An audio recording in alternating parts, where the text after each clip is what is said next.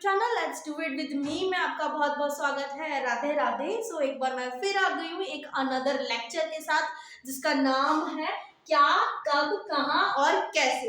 ये क्लास 6 की हिस्ट्री का फर्स्ट चैप्टर है। तो इस चैप्टर को शुरू करने से पहले मैं चाहूंगी आप सबसे आप अपनी नोटबुक को और बुक को दोनों को खोल के रखें। नोटबुक इसलिए ताकि आप ये नोट्स कॉपी कर सकें और बुक इसलिए ताकि आपको पता हो कि हम क्या चीज पढ़ रहे हैं। ठीक है, स्टार्ट करें। आई होप आपने खोल लिया हो, मेरी बात को माना हो। तो आइए स्टार्ट करते हैं हम अपना टॉपिक, अपना चैप्टर। सबसे पहला टॉपिक आता है कैसे पता लगाए। अब हमें ये जानना है कि कैसे पता लगा। अब हमें ये मान लो ये जानना है कि कल क्या हुआ था।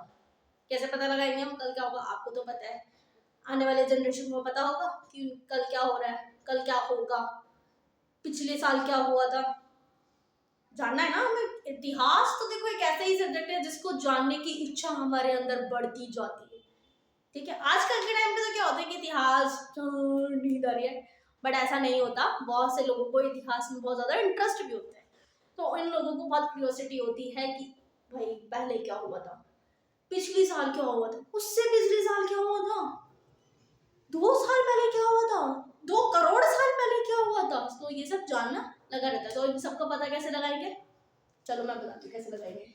यह जानने के लिए कि कल क्या हुआ था, इसके लिए हम रेडियो सुन सकते हैं, ठीक है, टीवी देख सकते हैं और अखबार पढ़ सकते हैं। अब हमें ये जानना है कि कल क्या हुआ है। आपको जैसे कि पता है हमारे भारत पे एक बार फिर अटैक हुआ है, तो उसकी जो न्यूज है आजकल बहुत चल रही है। हमें कैसे पता चला, न्यूज से पता चला, अखबार से पता चला, रेडियो सुन रहे उससे पता चला कि अच्छा भाई पहलगाम पे ऐसे एक टेरर अटैक हुआ है। ठीक है, तो ये पहले की तो बात है ना, जिस दिन हुआ उस दिन नहीं पता चला ना, उस दिन भी पता चलता कब, थोड़ी देर बाद पता चलता है, एट अ टाइम नहीं पता चलता ना। तो इसीलिए ही कैसे पता लगा, इन सब सोर्सों से हम जान सकते हैं कि हमारे पहले बीते हुए वक्त में क्या हुआ था। ठीक है, फिर पिछले साल क्या हुआ उसको जानने के लिए किसी ऐसे व्यक्ति से बात कर सकते हो जिससे उस समय की स्मृति हो। मतलब पिछले साल क्या हुआ हमें ये जानना है कि भाई उससे पिछले साल क्या हुआ, तो हम किसी एक ऐसे व्यक्ति से बात करेंगे जो उस पिछले साल का या उस पिछले समय जो कुछ भी हुआ है उसको सब कुछ याद हो। ठीक है, तो हम ऐसे व्यक्ति से ही बात करना पसंद करेंगे। हम किसी को भी तो नहीं ले लेंगे ना कि हाँ भाई आप बताओ, उसको तो उस साल का कुछ भी नहीं पता क्या है क्या नहीं है, तो हमारे को जानकारी मिलेगी उनसे, नहीं मिलेगी ना। तो हमें पिछले साल का जानना है कि भाई पिछले साल का क्या हो, तो हम एक ऐसे पर्सन को ढूंढेंगे जो हमें सब कुछ और एकदम सटीक जानकारी दे सके। ठीक है, तो ऐसे हम पता कर सकते हैं, पता लगाना है हमें कि क्या क्या हुआ। ठीक है, तो ऐसे हम पता लगा सकते हैं, ऐसे सोर्सेस का हम इस्तेमाल कर सकते हैं।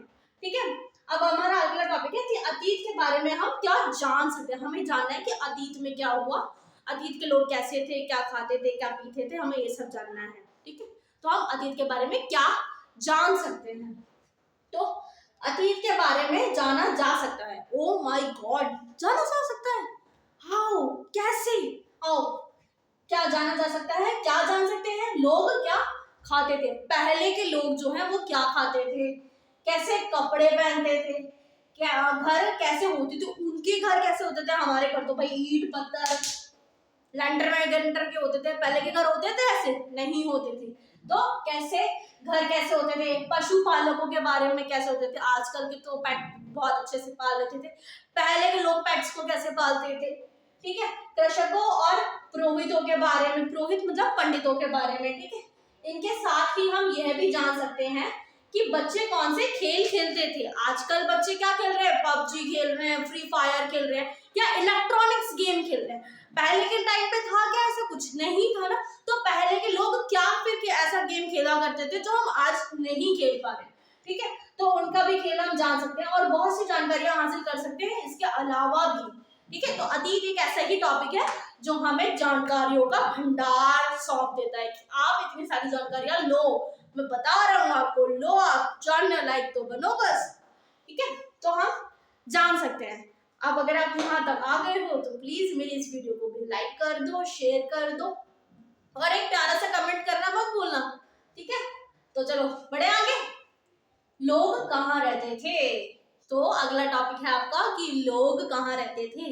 अभी हमारी बात नहीं हो रही कि हम कहाँ रह रहे हैं, पहले के लोगों लोगों की बात हो रही है कि पहले के लोग कहाँ रहते थे, किस तरह का उनका रहन सहन था, किस तरह से बस्तियां आगे बढ़ रही है, डेवलपमेंट कैसे हो रहा है, इन सब की बात हो रही है। ठीक है, तो हम जानते हैं कि लोग कहाँ रहते थे।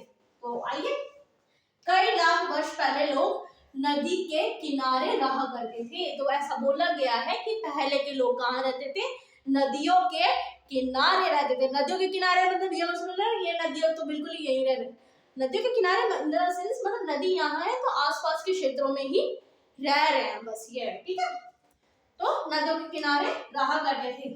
उसमें से भी कौन सी नदी, उसमें से भी नर्मदा नदी के तट पर लोग रह रहे। कहाँ रह रहे हैं, नर्मदा नदी के तट पर लोग रह रहे हैं। ठीक है, यहाँ रहने वाले लोगों में कुछ कुशल संग्राहक थे, मतलब ये जो नदी किनारे जो तट पर रह रहे हैं ना, उनमें से कौन कुछ थे, कुछ कुशल संग्राहक थे।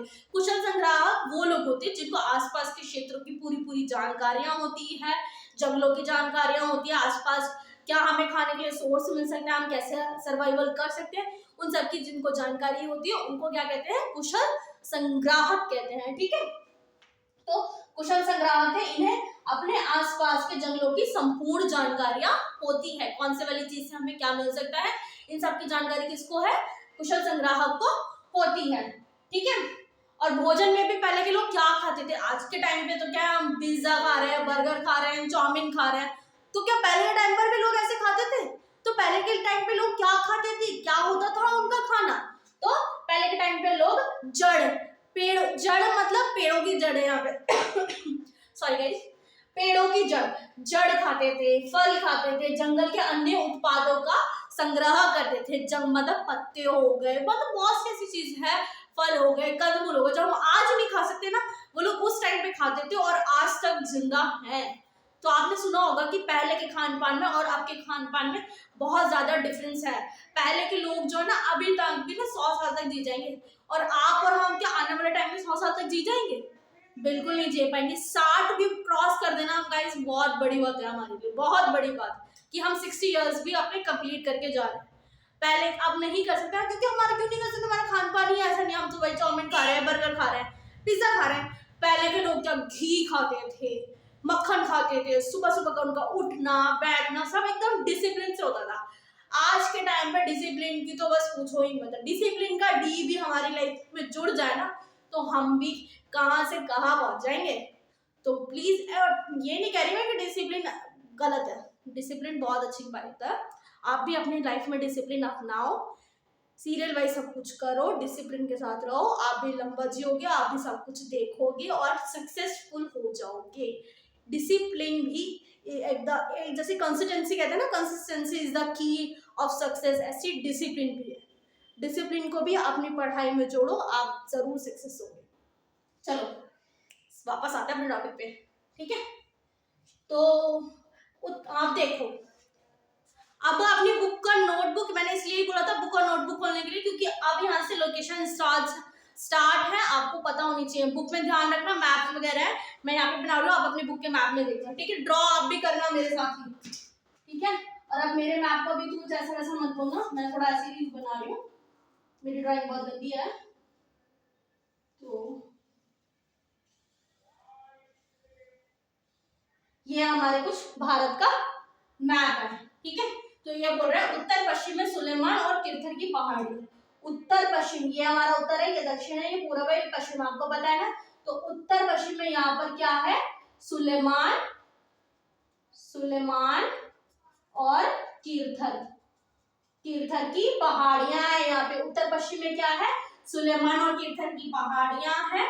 इन पहाड़ियों में कम से कम कब 8000 वर्ष पूर्व किसने, स्त्री और पुरुषों ने मिलकर गेहूं और जौ का उत्पाद किया था, मतलब गेहूं और जौ की फसलों को उत्पादन शुरू किया था। कहाँ पर शुरू किया था, सुलेमान और किरथर की पहाड़ियों के वहां पर। कब शुरू किया था, 8000 वर्ष पूर्व पहले। किसने शुरू किया था, स्त्री और पुरुषों ने मिलकर किया था। कौन सी फसल उपजाना सबसे पहले आरंभ किया था, गेहूं और जौ की फसल। ठीक है, भूलना मत, गेहूं और जौ की फसल का आरंभ किया था। अब आने वाले समय में उन्होंने, अब चलो गेहूं कर लिया, फसल कर लिया, अब धीरे धीरे क्या है, विकास करना है, धीरे धीरे अपनी जीविका को उच्च करना है। तो उन्होंने सोचा चलो अब हम पशु को पालना शुरू करें। अब यहाँ से पशुपालन की क्रिया शुरू हो रही है। तो सबसे पहले उन्होंने पशुओं में क्या पाला, भेड़ पाली, बकरी पाली और गाय बैल जैसे पशुओं को पालतू बनाया। गाय भैंस को क्यों बनेंगे भाई, दूध देंगे, दूध वो बेचेंगे, उनसे उनका व्यापार बढ़ेगा, पैसे आएंगे। तो ये क्या कर रहे हैं, आप अपने इनकम का सोर्स बढ़ा रहे हैं, अपना सर्वाइवल और अच्छा कर रहे हैं। तो अब पहले कृषि के बाद पशुपालन, पशुपालन के बाद फिर कुछ और करेंगे। तो ऐसे धीरे धीरे क्या, ऐसे तो विकास होता है ना लोगों का, ठीक है। तो वो भी अपना विकास कर रहे हैं अब, ठीक है। उत्तर पूर्व में अब हम पढ़ेंगे उत्तर पूर्व में। यहाँ पर उत्तर पूर्व में क्या है, गारो है और मध्य में क्या है, विंध्य है। विंध्य, उत्तर पूर्व में गारो और मध्य में विंध्य की पहाड़ी में ये एक ऐसा लोकेशन है जहाँ पे सबसे पहले चावल को उपजाना आरंभ किया था, ठीक है। उत्तर पूर्व में गारो और मध्य में विंध्य पहाड़ी है जहाँ पे सबसे पहले चावल को उपजाया गया था, ठीक है।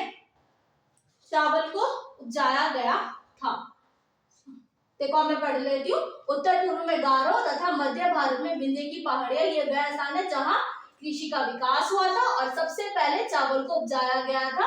वह स्थान विंध्य के उत्तर में स्थित है, ठीक है। अब सिंधु तथा इसकी सहायक नदी, आपको पता है सिंधु नदी यहाँ पर है, जिसकी सहायक नदियां है झेलम, ब्यास, सतलज, ये सब इसकी क्या है, सिंधु की सहायक नदियां हैं। सिंधु की सहायक नदियों के किनारे लगभग 4700 वर्ष पूर्व आरंभिक नगरों का क्या हो रहा है, आरंभिक नगरों का विकास या फल फूल रहे हैं। मतलब अब धीरे धीरे, और पहले एक थोड़े से लोग रह रहे हैं, फिर और लोग आकर बस रहे हैं, फिर और लोग आकर बस रहे हैं, ऐसे क्या बन रहा है, नगर बन रहा है एक, ठीक है। तो ऐसे नगर का विकास हो रहा है। कहाँ पर हो रहा है, सिंधु और इसकी सहायक नदियों के आसपास के क्षेत्रों में नगरों का विकास हो रहा है, नगर फल फूल रहे हैं, ठीक है। सहायक नदियां आप बोल रहे हो मैम, सिंधु और इसकी सहायक नदियां। पर ये सहायक नदियां होता क्या है, पता है क्या होता है, मैं बताती हूँ क्या होता है। सिंधु की सहायक नदियां वो होती है जो छोटी छोटी नदियां हैं, वो एक बड़ी नदी में आके मिल रही हैं, उसको बोलते हैं सहायक नदी, ठीक है। एक बार और बोलो, सुनो। सहायक नदियां वो नदियां होती हैं जो छोटी छोटी नदियां हैं, वो एक किसी बड़ी एक नदी में आके मिल रही है, उसको बोलते हैं सहायक नदी। जैसे कि सिंधु की नदी हो गई, हमारी गंगा नदी हो गई। तो इनकी जो छोटी छोटी नदियां हैं ना, वो सारी नदियां आके एक बड़ी नदी में मिल रही हैं, उसको हम बोलते हैं सहायक नदी, ठीक है। अब गंगा नदी के दक्षिण में, अब यहाँ पर गंगा नदी आपको पता है, ठीक है। यहाँ गंगा नदी के दक्षिण में आसपास के क्षेत्र में, आसपास का क्षेत्र में जो आज का बिहार है, प्राचीन समय में उसको क्या बोलते थे, मगध। प्राचीन समय में मगध, वर्तमान में बिहार के नाम से जाना जाता है। आपको पता होगा गाइस कि मगध एक ऐसा राज्य था, एक ऐसा साम्राज्य था जो प्राचीन काल में बहुत फला फूलता, बहुत समृद्ध, बहुत शक्तिशाली माना जाता था। क्यों, क्योंकि वहां के उस वक्त पे व्यापार बहुत अच्छा था, राजनीति बहुत अच्छी थी, लोग अच्छे से रहते थे, सब कुछ उसका प्रशासन अच्छा था, सारी चीजें, उसका अर्थव्यवस्था, उसका राजनीति, सब कुछ बहुत अच्छे से चल रही थी। इसलिए मगध को एक शक्तिशाली साम्राज्य माना जाता है, ठीक है। तो मगध के शासक बहुत शक्तिशाली थे, विशाल राज्य था, ठीक है, विशाल राज्य था। तो लोग कहाँ रहते थे, यहाँ तक का हमारा टॉपिक खत्म होता है। लेकिन अब ये चैप्टर खत्म नहीं हुआ है। इस चैप्टर के आगे की जानकारी के लिए आपको नेक्स्ट वीडियो का वेट करना पड़ेगा, जिसको मैं जल्दी ही लेकर आऊंगी। और उसके लिए आपको मेरे इस चैनल को सब्सक्राइब करना पड़ेगा, बेल आइकन को प्रेस करना पड़ेगा, ताकि अगली वीडियो का नोटिफिकेशन आप पर सबसे पहले आ जाए। So thank you for watching मी। राधे राधे। एक बार थैंक यू आपके लिए यहाँ तक मेरे साथ बने रहने के लिए। अगली वीडियो को जल्दी से वेट करना, मैं जल्दी ही लेकर आऊंगी आपके लिए नेक्स्ट वीडियो। और ऐसी ही और पढ़ाई की वीडियो को देखने के लिए मेरे को सब्सक्राइब करें, मेरे इस वीडियो को किसी 5 लोगों में शेयर करें, और मिलते हैं अगली वीडियो में। Bye bye, Radhe Radhe.